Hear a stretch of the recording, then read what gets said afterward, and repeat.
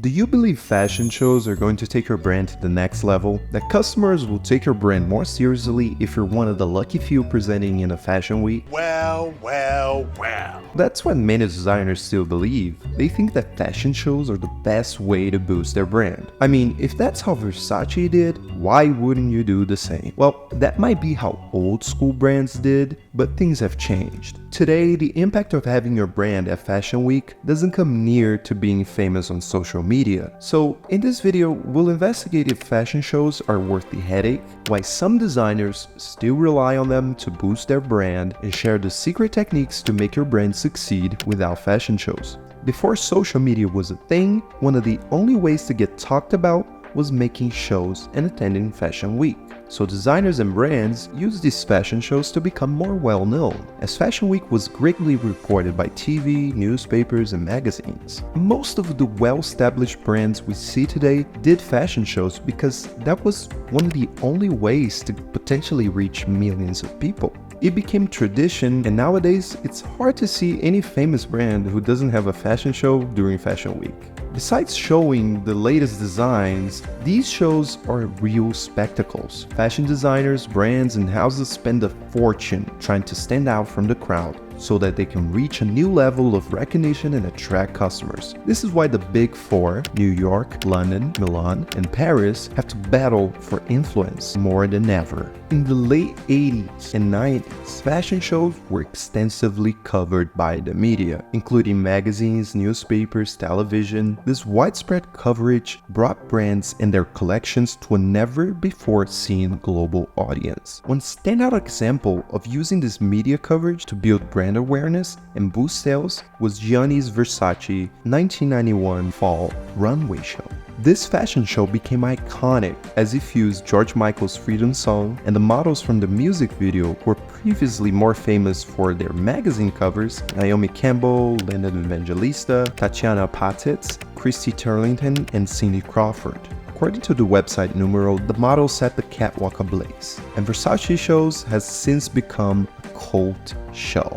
These 5 models will go on to land the biggest contracts for the following decades while walking the catwalks of the most prestigious fashion houses, all of which would be snapping them up in the aftermath of the show. The times were different. Being on Fashion Week and making the best out of your fashion show meant your brand could quickly climb the success ladder and become iconic.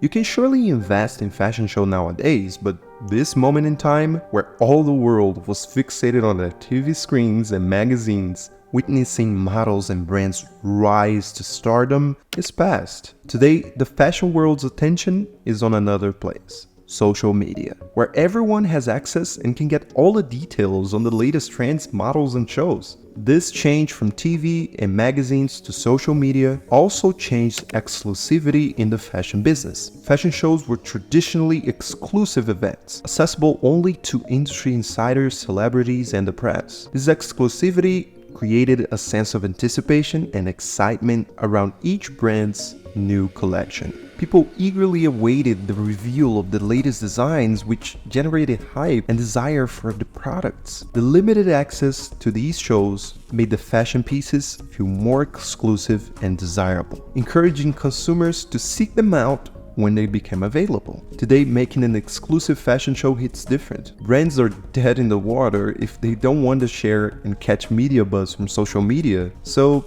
they invite influencers, celebrities, and even live stream to get the most publicity possible. Fashion schools still teach designers this traditional path, and many designers believe that these fashion shows will boost their sales, but that also has changed. So this begs the question, is it even worth the money and effort to make a fashion show? Oh, come on. We all know fashion shows ain't cheap, but the big question is it worth the cost? Let's break it down. Overall, if you're ready to make a fashion show, prepare to spend at least $100,000 or as much as $300,000. This might seem like a lot, but this estimate is on the lower side. Big brands like Marc Jacobs, Burberry, and Chanel are known for staging over-the-top spectacles and are spending way more than that. For example, in 2011, Marc Jacobs' fall show cost at least $1 million. The Chanel cruise show in 2014, specially built on a Dubai island, cost over £1 million. And the Victoria's Secret 2016 show, for instance, cost over $20 million and holds the spot for the most expensive fashion show ever. So why do brands spend this much? Most brands are looking to get lots of media attention from these appearances, especially in media impact. If we look at the Women's Fashion Week report from 2022, New York Fashion Week generated $170 million in media impact, with Michael Kors reaching a total of $13.9 million. All brands in Fashion Week are looking to get this return, be it in media coverage, customer sales, or retailer connections. If you hope that you're going to participate in fashion shows and connect with retailers, boutiques, and the press, and then who knows, gonna get an absurd sales number, you have to keep in mind that things have changed in this traditional path as well. Retailers now selectively choose brands that have succeeded online and have a substantial following. Boutiques are acquiring brands based on the traffic they can generate to their stores, and the press faces challenges due to the growing influence of social media influencers. One interesting case of a brand going heavily on social media is the French brand Jacquemus. During the pandemic, he live-streamed fashion shows, used Instagram to build suspense, and sometimes months before even doing a new collection, teased new releases, asking for the customers' opinions on colorways. So even though Jacquemus did fashion shows, that wasn't the primary plan of his brand to succeed. Social media, engagement, and audience connection were the driving forces behind his success. By the way, if you want to learn more about Jacquemus and its history, you can check out our video on this amazing brand by clicking here. Of course, fashion shows help brands to show off their new collection, and they make it seem your brand is way cooler and important when you get a magazine photo and credit. But the reality is that they don't bring customers. Hoping an appearance to a fashion show is going to sell out all your inventory is just plainly delusional. Brands like House of Holland, Peter Pilotto, and Mitchum Kirchhoff were big on Fashion Week and fashion shows, but just spending money on that wasn't enough to save them from debt. Seeing no return on investments, these brands changed strategies to direct-to-consumer as a way to curb spending and increase profits. For instance, before pausing its production, Mitchum Kirchhoff pondered about its options. Is there a way of selling directly to your customers? Can you avoid doing a big catwalk show? Maybe it's better to just quietly have a store or do private orders. After all, who gets the most out of Fashion Week? The simple answer is anyone who can afford it. Big luxury houses benefit a lot more from Fashion Week as they can spend millions of dollars easily. So even if what they spend doesn't return a profit, they can continue to be talked about as it helped them to create a cult brand. Reality is different for emerging brands. It is not the 90s anymore, people. So if you absolutely need to succeed, investing all your money in fashion shows won't return you the same as it did in the past. It's just going to end up filling the organizer's pocket.